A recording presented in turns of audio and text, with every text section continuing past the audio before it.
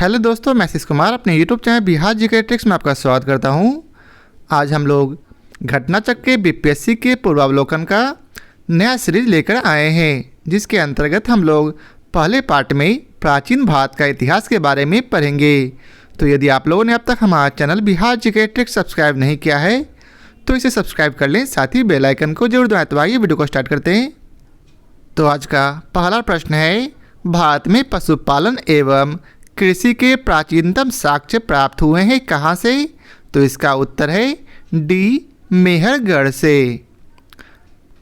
भारतीय उपमहाद्वीप में पशुपालन एवं कृषि का प्रारंभिक स्थल मेहरगढ़ को माना जाता है, जो 7000 से 550 ईसा पूर्व के मध्य मानव बसाव का क्षेत्र था।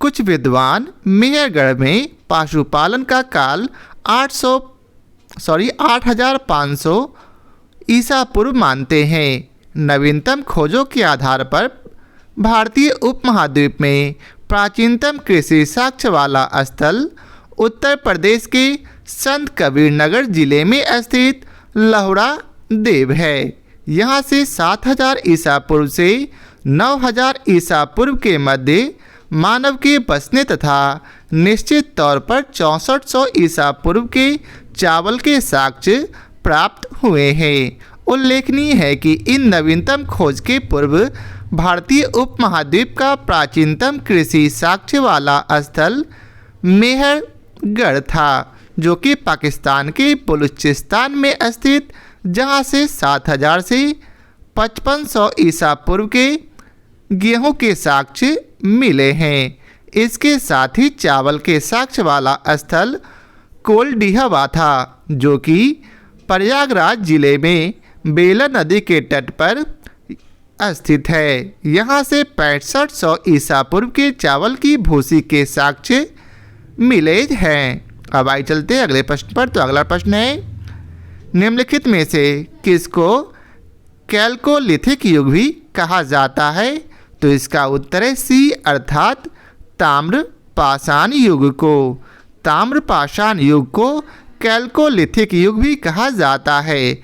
जिन संस्कृतियों में तांबे के औजारों के साथ ही पत्थर के बने हुए उपकरणों का प्रचलन मिलता है, उन्हें प्रायः ताम्र पाषाणिक संस्कृतियां कहा जाता है। अब अगला प्रश्न है, हड़प्पा में मिट्टी के बर्तनों पर सामान्यतः किस रंग का उपयोग हुआ था? तो इसका उत्तर है लाल रंग का। हड़प्पा निवासी मिट्टी के बर्तनों का व्यापक पैमाने पर निर्माण करते थे। प्रारंभिक हड़प्पा सभ्यता में पैर से चालित चाक का प्रयोग किया जाता था। परिपक्व हड़प्पा के दौर में हाथ से चालित चाकों का प्रयोग किया जाने लगा था। डिजाइन के आधार पर इन बर्तनों की 2 श्रेणियां थी, एक तो बिना डिजाइन वाले बर्तन तथा दूसरे चित्रित मृदभांड। मृदभांड को बनाने वाली मिट्टी में रेत का मिश्रण किया जाता था, जिनको पकाने पर यह हल्के भूरे लाल रंग का रूप ग्रहण कर लेती थी। इन मृदभांडों के ऊपरी हिस्से में लाल रंग की पुताई कर दी जाती थी तथा निचले हिस्से में काले रंग से विभिन्न प्रकार की चित्रकारी की जाती थी। अब अगला प्रश्न है, सिंधु सभ्यता निम्नलिखित में से किस युग में पड़ता है? तो इसका उत्तर है अर्ध ऐतिहासिक काल में। ऐतिहासिक काल का निर्धारण पठनीय लेखन कला के ज्ञान के आधार पर किया जाता है। लेखन कला के ज्ञान से पहले का कालखंड प्रागैतिहासिक कालखंड होता है। भारतीय इतिहास में 2500 बीसी से 600 बीसी का कालखंड आदि ऐतिहासिक काल माना गया है। सैंधव सभ्यता आद्य ऐतिहासिक काल की सभ्यता है, क्योंकि यहाँ पर लेखन कला का ज्ञान तो है परंतु अभी तक इसे पढ़ा नहीं जा सका है। अब अगला प्रश्न है, सिंधु घाटी सभ्यता की सबसे महत्वपूर्ण विशेषता क्या है? तो इसका सही उत्तर है ए, अर्थात यहाँ पकी ईंट से बनी इमारत मिली है। सिंधु घाटी सभ्यता की प्रमुख विशेषता नगर नियोजन को माना जाता है। यहाँ नगर और कस्बे एक निश्चित योजना के अनुसार बसाए जाते थे। पकी ईंट से बनी इमारतों में मोहनजोदड़ो का विशाल स्नानागार व अन्नागार प्रमुख है। इनकी सतह पकी ईंटों से निर्मित की गई है, जिसे जिप्सम तथा मोर्टार द्वारा जोड़ा गया है। अब आइए चलते अगले प्रश्न पर। अब अगला प्रश्न है, निम्नलिखित में से कौन सा एक हड़प्पा का बंदरगाह है? तो इसका उत्तर है लोथल। हड़प्पीय नगर लोथल गुजरात के अहमदाबाद जिले में भोगवा नदी के किनारे स्थित है। यहाँ की सर्वाधिक महत्वपूर्ण उपलब्धि हड़प्पा कालीन बंदरगाह है। अब अगला प्रश्न है, निम्न में से किस हड़प्पा कालीन स्थल से टेराकोटा का हल प्राप्त हुआ है? तो इसका उत्तर है बनावली। हरियाणा के फतेहाबाद जिले में स्थित बनावली से टेराकोटा का हल प्राप्त हुआ है। अब अगला प्रश्न है, निम्न में से किस हड़प्पन नगर में जूते हुए खेतों के निशान मिले हैं? तो इसका उत्तर है काली बंगा में। प्रश्नगत हड़प्पा सभ्यता के स्थलों में से खम्बत की खाड़ी के निकट स्थित लोथल से गोदीबाड़ा के साक्ष्य मिले हैं। राजस्थान के हनुमानगढ़ जिले में घग्गर नदी के किनारे स्थित कालीबंगा से जुते हुए खेत के साक्ष्य मिले हैं। गुजरात के धौलावीरा से हड़प्पा लिपि के बड़े आकार के 10 चिन्हों वाला एक शिलालेख मिला है। हरियाणा के फतेहाबाद जिले में स्थित बनावली से पकी मिट्टी की बनी हुई हल्की प्रतिकृति मिली है। अब आइए चलते हैं अगले प्रश्न पर। तो अगला प्रश्न है, निम्नलिखित में से कौन हड़प्पा और मोहनजोदड़ो के उत्खनन से संबंधित नहीं थे? तो इसका उत्तर है B.A. स्मिथ। वर्ष 1921 में दयाराम सहनी ने हड़प्पा का सर्वेक्षण किया था।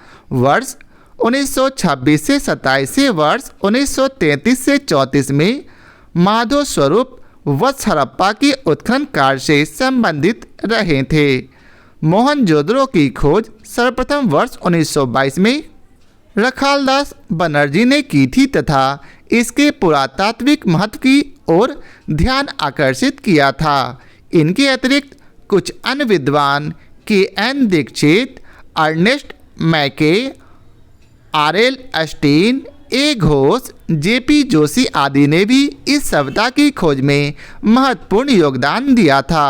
अतः स्पष्ट है कि V.A. स्मिथ हड़प्पा सभ्यता की खोज से संबंधित नहीं रहे, बल्कि ये भारतविद एवं कला इतिहासकार के रूप में प्रसिद्ध थे। अब अगला प्रश्न है, बोगज कोई का महत्व इसलिए है कि? तो इसका सही उत्तर है ए, अर्थात वहाँ जो अभिलेख प्राप्त हुए हैं उनमें वैदिक देवी एवं देवताओं का वर्णन मिलता है। बोगज कोई अर्थात एशिया माइनर से 14वीं शताब्दी ईसा पूर्व के कुछ अभिलेख मिले हैं।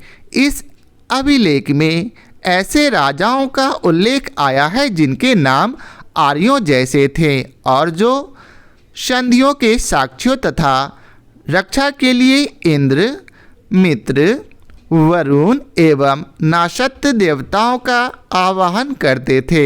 इससे ज्ञात होता है कि वैदिक आर्य ईरान से होकर ही भारत में आए थे। अब अगला प्रश्न है, प्रसिद्ध 10 राजाओं का युद्ध किस नदी के तट पर लड़ा गया? तो इसका उत्तर है पुरुषनी नदी के तट पर।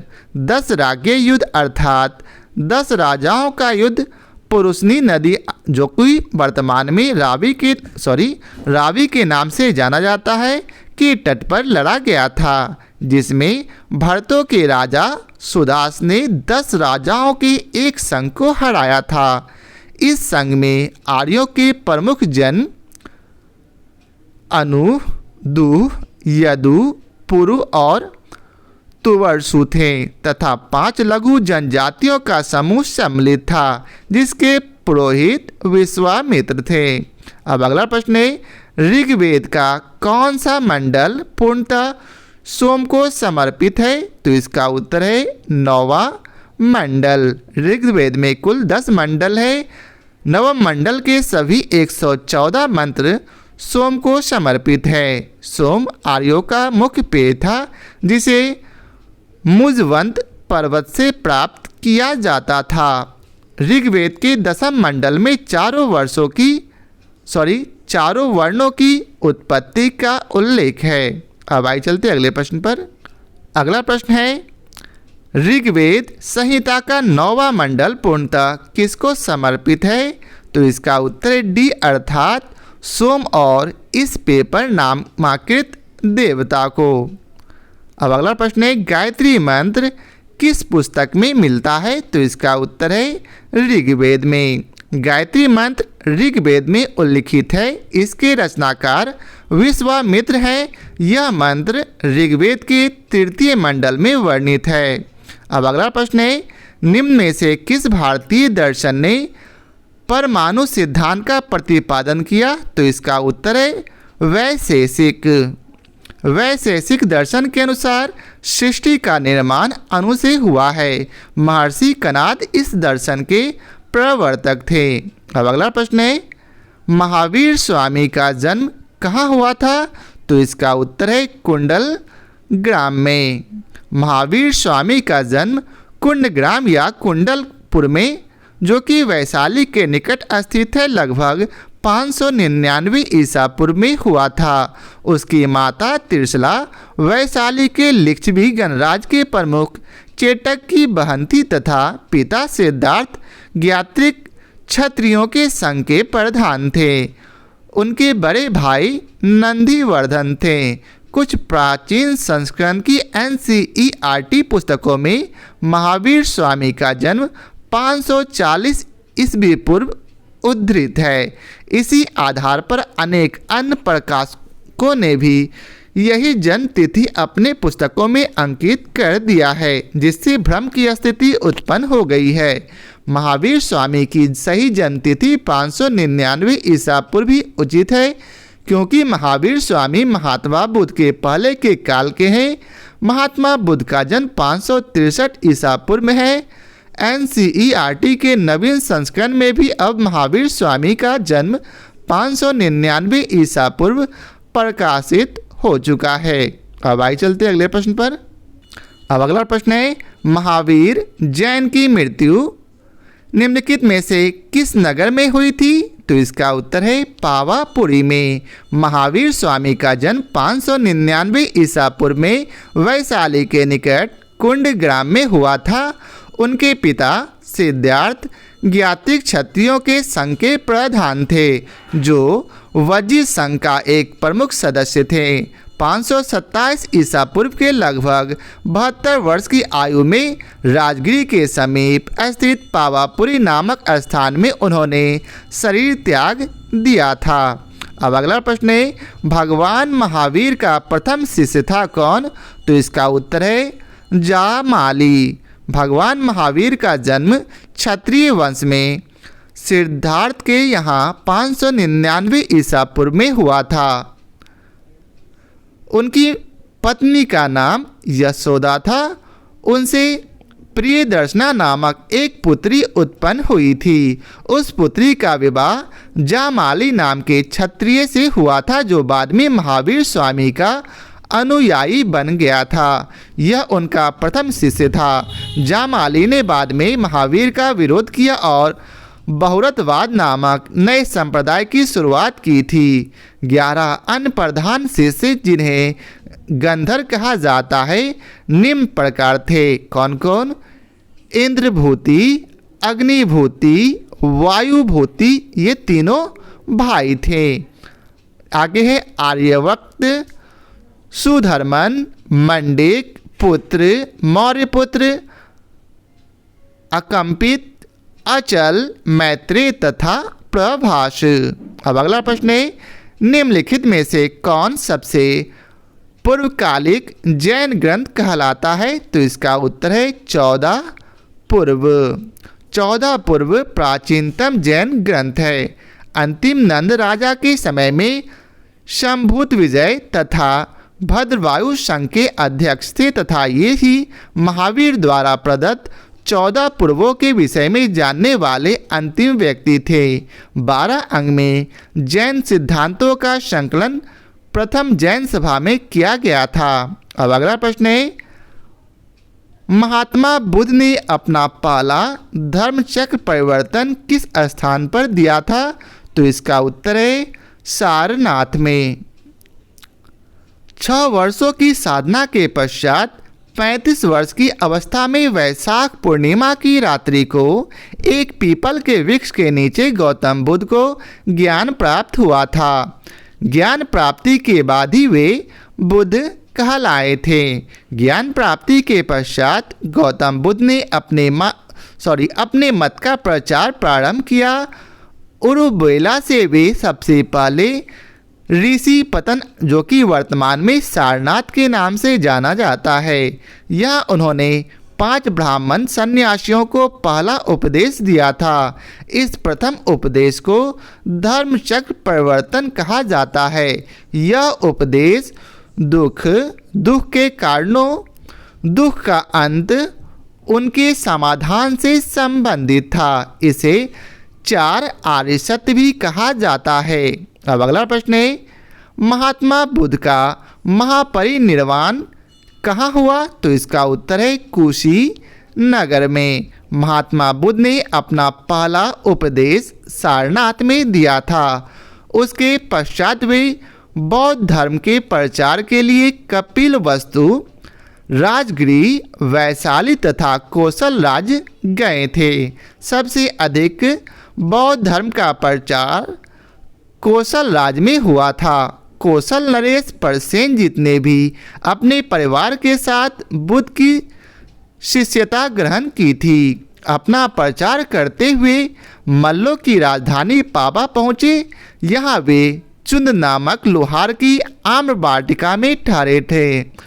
उसने बुद्ध को शुकर मद्दव खाने को दिया था। इससे उन्हें रक्त अतिसार हो गया और भयानक पीड़ा उत्पन्न हुई। इस वेदना के बाद भी वे कुशीनारा अर्थात कुशीनगर, जो कि मल्ल गणराज की राजधानी थे, वहां पहुंचे थे। यहीं 483 ईसा पूर्व में 80 वर्ष की अवस्था में उन्होंने शरीर त्याग दिया। बौद्ध ग्रंथों में इसे महापरिनिर्वाण कहा जाता है। अब अगला प्रश्न है, त्रिपिटक किसकी धार्मिक पुस्तक है? तो इसका उत्तर है बौद्ध की। त्रिपिटक बौद्ध धर्म ग्रंथों में सर्वाधिक महत्वपूर्ण है। बुद्ध की मृत्यु के बाद उनकी शिक्षाओं को संकलित कर 3 भागों में बांटा गया। इन्हीं को त्रिपिटक कहते हैं। ये है पहला विनय पिटक, जो कि संघ संबंधित नियम तथा आचार की शिक्षाएं प्रदान करते हैं। दूसरा है सूत पिटक, जिसमें महात्मा बुद्ध के वचन लिखे गए हैं। और तीसरा है अभिधम पिटक, जो कि एक दार्शनिक सिद्धांत है।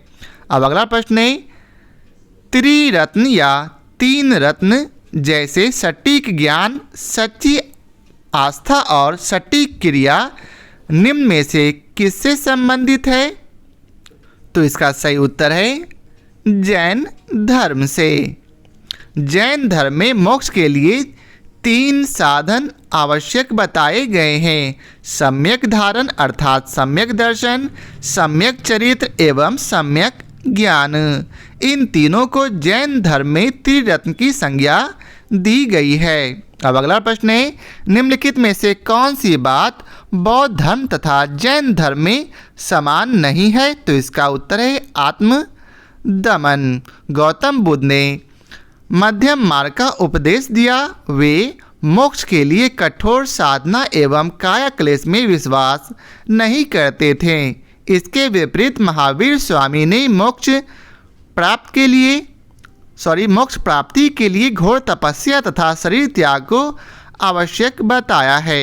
अब अगला प्रश्न है, बोध गया में बोधि वृक्ष अपने वंश की इस पीढ़ी का है? तो इसका उत्तर है पंचम पीढ़ी का। महाबोधि मंदिर स्थित वर्तमान बोधि वृक्ष वह नहीं है जिसके नीचे बैठकर महात्मा बुद्ध ने ज्ञान प्राप्त किया था। ह्वेनसांग के अनुसार उस मूल वृक्ष को 7वीं शताब्दी में सम्राट शशांक ने नष्ट कर दिया था। इसके बाद इस स्थान पर 2 और वृक्ष रोपित हुए और नष्ट हुए।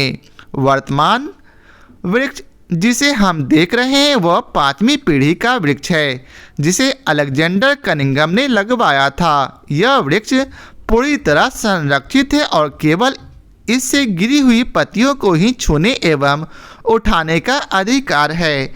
एक अन्य तथ्य के अनुसार यह वृक्ष क्रमशः 2 बार सम्राट अशोक, 1 बार पुष्यमित्र शुंग, 1 बार पूर्ववर्मा तथा अंत में कनिंघम द्वारा लगवाया गया था।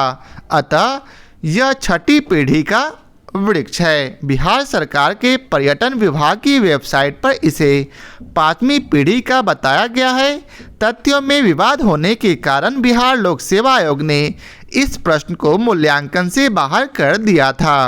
अब अगला प्रश्न है, बराबर की गुफाओं का उपयोग किसने आश्रय गृह के रूप में किया था? तो इसका उत्तर है आजीविकों ने। मौर्य युग में पर्वत गुफाओं को काटकर निवास स्थान बनाने की कला का पूर्ण विकास हुआ।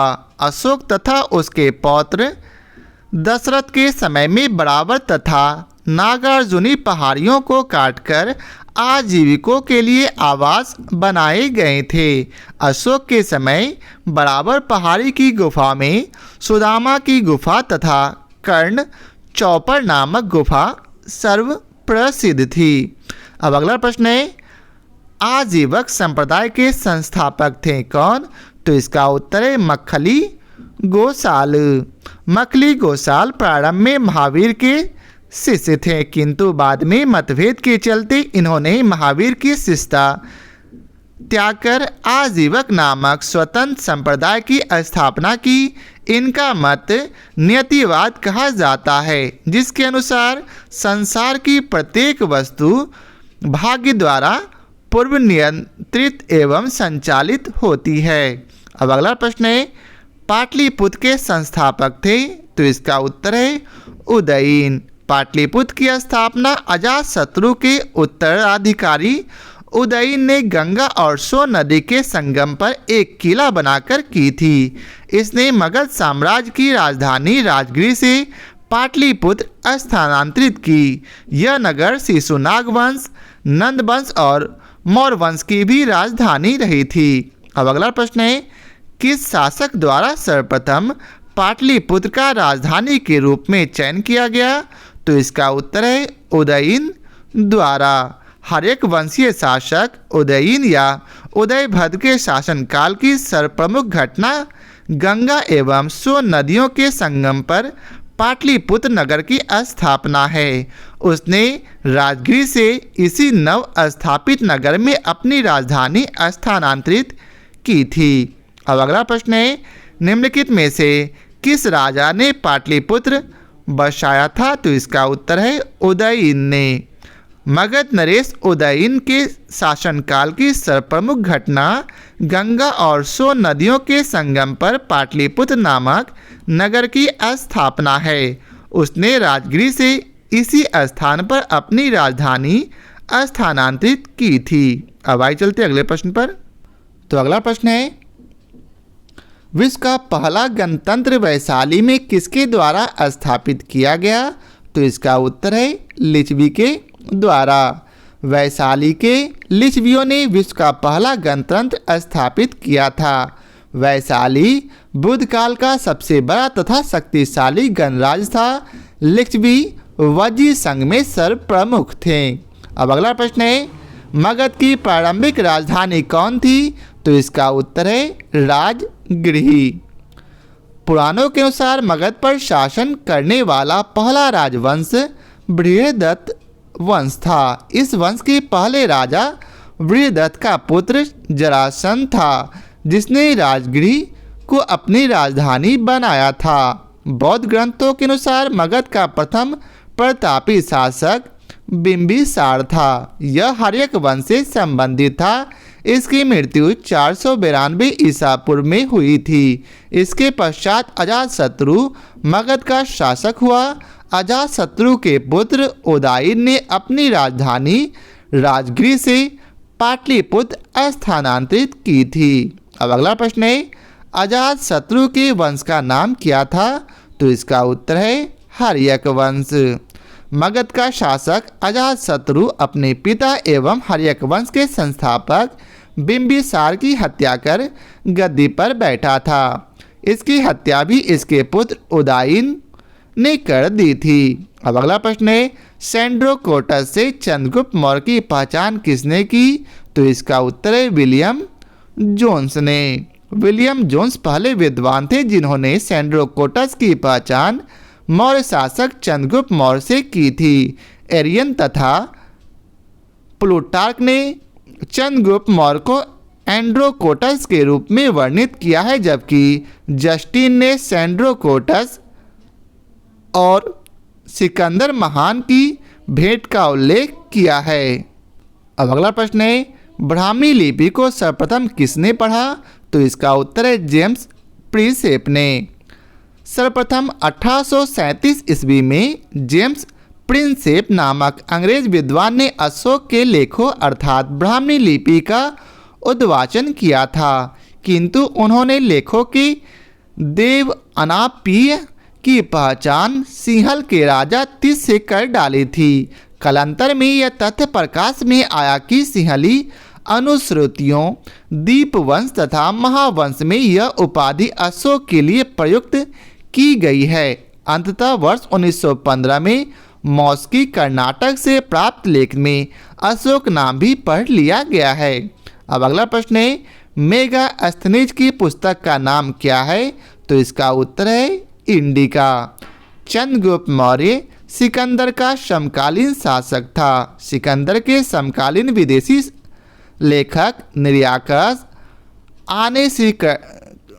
आनेसिक्रियस, अरिस्टोबुलस तथा मेगास्थनीज थे, जिनके विवरण चंद्रगुप्त मौर्य के विषय में सूचनाएं देते हैं। विदेशी लेखकों में मेगास्थनीज का नाम सर्वाधिक महत्वपूर्ण है, जिसकी पुस्तक इंडिका मौर्य इतिहास का प्रमुख स्रोत है।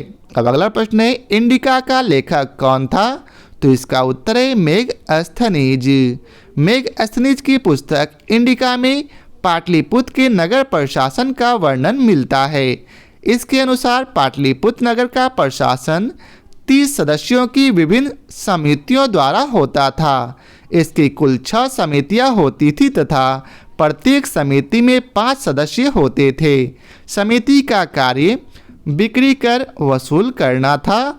विक्रय कर मूल्य का 10वें भाग के रूप में वसूल किया जाता था। करों की चोरी करने वालों को मृत्युदंड दिया जाता था, अतः विकल्प भी सही उत्तर है। अब अगला प्रश्न है, मेगास्थनीज दूत था किसका? तो इसका उत्तर है सेल्यूकस का।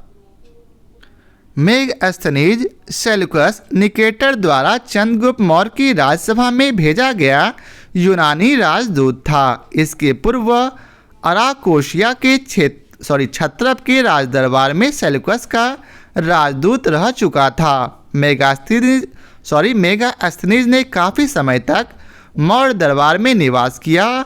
भारत में उसने जो कुछ भी देखा सुना उसे उसने इंडिका नामक अपने ग्रंथ में लिपिबद्ध किया था। अब अगला प्रश्न है, अंतिम मौर्य सम्राट था कौन?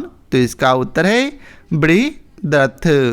अंतिम मौर्य शासक बृहदत्त था। बृहदत्त की हत्या उसके सेनापति पुष्यमित्र शुंग के द्वारा 184 ईसा पूर्व में की गई थी। अब अगला प्रश्न है, किस अभिलेख में रुद्रदामन प्रथम की विभिन्न उपलब्धियां वर्णित हैं? तो इसका उत्तर है जूनागढ़ में। गुजरात के जूनागढ़ से रुद्रदामन का एक अभिलेख प्राप्त हुआ है। यह जिस शिला पर उत्कीर्ण है उसी पर अशोक के 14 प्रज्ञापनों की एक प्रति तथा स्कंदगुप्त के 2 लेख भी खुदे हुए हैं। यह विशुद्ध संस्कृत भाषा तथा ब्राह्मणी लिपि में लिखा गया है। इसमें रुद्रदामन की वंशावली, विजयों, शासन, व्यक्तित्व आदि पर सुंदर प्रकाश डाला गया है। यह अभिलेख अब तक प्राप्त संस्कृत अभिलेखों में सर्वाधिक प्राचीन है। अब अगला प्रश्न है, निम्नलिखित राजाओं में से किसका जैन धर्म के प्रति भारी झुकाव था? तो इसका उत्तर है खारवेल। कलिंग का चेदी वंशीय शासक खारवेल प्राचीन भारतीय इतिहास के महानतम सम्राटों में से एक था। उड़ीसा प्रांत के भुवनेश्वर से 3 मील की दूरी पर स्थित उदयगिरी पहाड़ी की हाथी गुम्फा से उनका एक बिना तिथि का अभिलेख प्राप्त हुआ है। यह अभिलेख खारवेल का इतिहास जानने का एकमात्र स्रोत है। इसका जैन धर्म के प्रति भारी झुकाव था। हाथी गुम्फा अभिलेख प्राकृत भाषा में है। अब अगला प्रश्न है, कलिंग नरेश खारवेल का संबंध था? तो इसका सही उत्तर है ई अर्थात उपयुक्त में से कोई नहीं। कलिंग के चेदी राजवंश का संस्थापक महामेघ वाहन नामक व्यक्ति था, अतः इस वंश का नाम महामेघ वाहन वंश भी पड़ गया। इस वंश का सर्वाधिक शक्तिशाली शासक खारवेल हुआ था। खारवेल के इतिहास अध्ययन का एकमात्र साधन हाथी गुम्फा अभिलेख है। अब अगला प्रश्न है, प्राचीन भारत का नेपोलियन किसे कहा जाता है?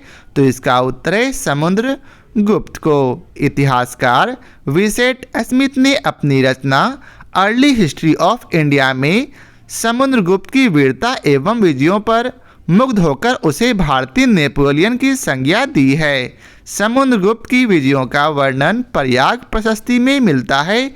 इसके लेखक हरीश सेन थे।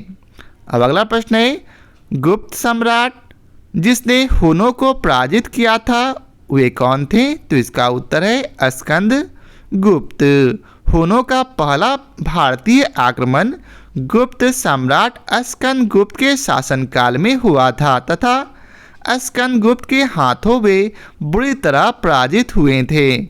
यूएस राय के अनुसार इस हुन आक्रमण का नेता खुशनेवाज था। यह आक्रमण एक धावा मात्र रहा और देश के ऊपर इसका कोई तत्कालीन प्रभाव नहीं पड़ा, किंतु परोक्ष रूप से इसने गुप्त साम्राज्य के पतन की गति को तेज कर दिया था।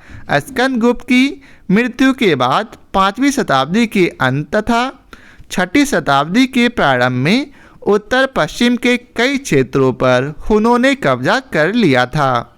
अब अगला प्रश्न है, किस प्रकार की भूमि को अपृहत कहा जाता था? तो इसका उत्तर है ए अर्थात बिना जोती हुई जंगली भूमि को।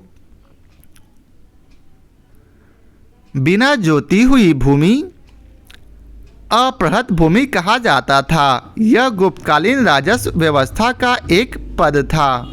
अब अगला प्रश्न है, चीनी यात्री सुंग युन ने भारत की यात्रा की थी कब? तो इसका उत्तर है ए 515 से 520 ईस्वी के मध्य। चीनी यात्री सुंग युन 518 ईस्वी में भारत आया था। इसने अपने 3 वर्षों की यात्रा में बौद्ध धर्म की प्रतियां एकत्रित की थी। अब अगला प्रश्न है, हर्षवर्धन के शासनकाल में किस चीनी यात्री ने भारत की यात्रा की थी? तो इसका उत्तर है ह्वेन-सांग ने। हर्षवर्धन के समय की सर्वप्रमुख घटना चीनी यात्री ह्वेन-सांग के भारत आगमन की है। उसकी उत्कट अभिलाषा महात्मा बुद्ध के चरण चिन्हों द्वारा पवित्र किए स्थानों को देखने एवं पवित्र बौद्ध ग्रंथों का अध्ययन करने की थी, जो उन दिनों भारत में सुलभ थे। इस उद्देश्य की पूर्ति हेतु उसने तांग शासकों की राजधानी चंगन से भारतवर्ष के लिए 629 ईस्वी में प्रस्थान किया था। अपनी भारत यात्रा के ऊपर उसने एक ग्रंथ लिखा जिसे सीयूकी कहा जाता है। अब अगला प्रश्न है, कल्हन की पुस्तक का नाम क्या है? तो इसका उत्तर है राज तरंगिनी। कल्हन ने राज तरंगिनी में कश्मीर का इतिहास लिखा। इस ग्रंथ की रचना कल्हण ने जयसिंह के शासनकाल में पूर्ण किया था।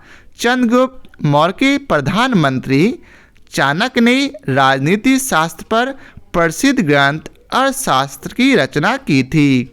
अब अगला प्रश्न है, उदंतपुर शिक्षा केंद्र निम्न में से किस राज्य में अवस्थित था? तो इसका उत्तर है बिहार में। उदंतपुर, जिसे उदनापुर भी कहा जाता है, प्राचीन काल में एक प्रमुख शिक्षा केंद्र था। यह बिहार राज्य में अवस्थित था। इसकी स्थापना पाल वंश के प्रथम शासक गोपाल ने की थी। अब अगला प्रश्न है, कर्नाट वंश का संस्थापक कौन था? तो इसका उत्तर है नान्यदेव। कर्नाट वंश के संस्थापक नान्यदेव थे। वे एक महान योद्धा थे। नान्यदेव ने कर्नाट की राजधानी सिमरावगढ़ को बनाया। कर्नाट वंश का शासनकाल मिथिला का स्वर्ण युग कहलाता है। अब अगला प्रश्न है, कर्नाट वंश का अंतिम शासक कौन था?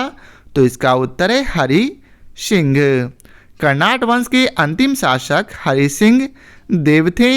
ये कला और साहित्य के महान संरक्षक थे। इन्होंने पंजी व्यवस्था की शुरुआत की थी। अब अगला प्रश्न है, किस काल में अछूत की अवधारणा स्पष्ट रूप से उद्धृत हुई थी? तो इसका उत्तर है धर्मशास्त्र के समय में। धर्मशास्त्रों के समय में 4 वर्णों ब्राह्मण, क्षत्रिय, वैश्य एवं शूद्र के अतिरिक्त समाज में अन्य अनेक जातियों यथा अम्बष्ठ, उग्र, निषाद, मागध, वैदेहक, रथकार आदि का आविर्भाव अनुलोम एवं प्रतिलोम विवाहों के फलस्वरूप हो गया। पाणिनि ने 2 प्रकार के शूद्रों का उल्लेख किया है। पहला निर्वसित एवं दूसरा अनिर्वसित। इनमें पहले प्रकार के शूद्र ही अस्पृश्य माने जाते थे। अब अगला प्रश्न है, कनिष्क के शासनकाल में बौद्ध सभा किस नगर में आयोजित की गई थी? तो इसका उत्तर है कश्मीर में। अब अगला प्रश्न है, भगवान बुद्ध के महापरिनिर्वाण के बाद पहली बौद्ध संगीति हुई थी? तो इसका उत्तर है राजगृह में। अगला प्रश्न है, बुद्ध के जीवन की 4 महत्वपूर्ण घटनाओं और उनके संबंध 4 स्थानों का नीचे उल्लेख है। यह 2 स्तंभों 1 एवं 2 में अंकित है। आपको इनका सुमेल करना है। तो आप लोग प्रश्न को ध्यानपूर्वक पढ़कर इसका मिलान कर ले। तो इसका सही उत्तर है सी, अर्थात उनका जन्म कहाँ हुआ था? तो लुम्बिनी में। उन्हें कहाँ ज्ञान की प्राप्ति हुई? बोधगया में। इनका पहला प्रवचन कहाँ हुआ? सारनाथ में। और इनका निधन हुआ कुशीनगर में। महात्मा बुद्ध का जन्म 563 ईसा पूर्व में कपिलवस्तु के समीप लुम्बिनी वन में हुआ था। बोधगया में वैशाख पूर्णिमा की रात को उन्हें ज्ञान प्राप्त हुआ। काशी के ऋषि पतन अर्थात सारनाथ में उन्होंने प्रथम उपदेश धर्मचक्र परिवर्तन दिया एवं कुशीनगर में उनका निधन हुआ, जिसे बौद्ध साहित्य में महापरिनिर्वाण कहा गया है। अब अगला प्रश्न है, बोधगया में महाबोधि मंदिर बनाया गया जहाँ? तो इसका सही उत्तर है बी, गौतम बुद्ध को ज्ञान प्राप्त हुआ था। बोधगया में 6 वर्ष की साधना के पश्चात 35 वर्ष की आयु में महात्मा बुद्ध को वैशाख पूर्णिमा की रात्रि को एक पीपल के वृक्ष के नीचे ज्ञान प्राप्त हुआ था। इस स्थल पर मंदिर का निर्माण सम्राट अशोक ने 3री शताब्दी BC में प्रारंभ किया था, परंतु इसका वर्तमान स्वरूप 5वीं-6ठी शताब्दी में निर्मित हुआ है। यह मंदिर पूरी तरह ईंटों से निर्मित है। वर्ष 2002 में यूनेस्को द्वारा यह विश्व धरोहर स्थल बना है। अब अगला प्रश्न है, गौतम बुद्ध को एक देवता का स्थान किस राजा के युग में प्राप्त हुआ था? तो इसका उत्तर है कनिष्क के युग में। कनिष्क के शासनकाल में संपन्न चतुर्थ बौद्ध संगति में बौद्ध धर्म हीनयान एवं महायान नामक दो स्पष्ट एवं स्वतंत्र संप्रदायों में विभक्त हो गया। महायान शाखा में बुद्ध को देवता माना गया तथा उनकी पूजा की जाने लगी थी। इसी के साथ अनेक बोधिसत्व की भी पूजा प्रारंभ हुई थी। अब अगला प्रश्न है, ईसा पूर्व 6ठी सदी में विश्व की प्रथम गणतंत्रात्मक व्यवस्था कहाँ थी? तो इसका उत्तर है वैशाली में। ईसा पूर्व 6ठी सदी में विश्व की प्रथम गणतंत्रात्मक व्यवस्था वैशाली में थी। वस्तुतः 6ठी सदी में जहां महाजनपदों में राजतंत्रात्मक शासन व्यवस्था थी, वहीं वज्जी तथा मल नामक दो राज्यों में गणतंत्रात्मक शासन व्यवस्था प्रचलित थी। वज्जी 8 राज्यों का एक संघ था, जिसमें वैशाली के लिच्छवी सर्वाधिक शक्तिशाली थे। अब अगला प्रश्न है, 16 महाजनपदों की सूची उपलब्ध है कहाँ? तो इसका उत्तर है अंगुत्तर निकाय में।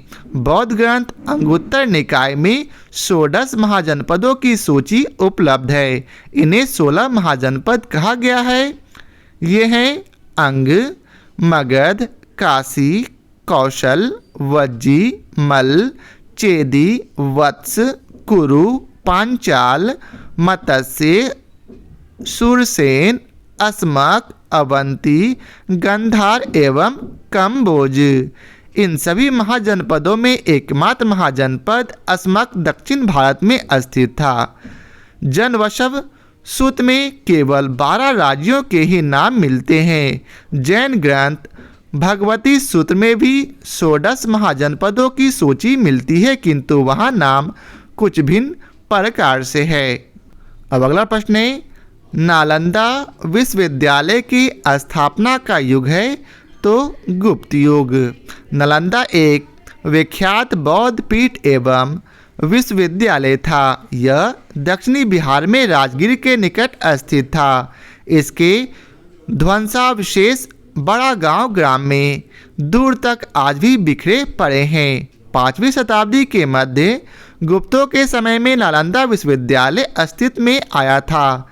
सर्वप्रथम कुमारगुप्त प्रथम ने नालंदा बौद्ध विहार को दान दिया और बाद में बुद्धगुप्त, तथागत गुप्त तथा बालादित्य नामक गुप्त शासकों ने भी इस विहार को दान दिए थे। अब अगला प्रश्न है, नालंदा विश्वविद्यालय किस लिए विश्व प्रसिद्ध था? तो इसका उत्तर है बौद्ध धर्म दर्शन करने के लिए।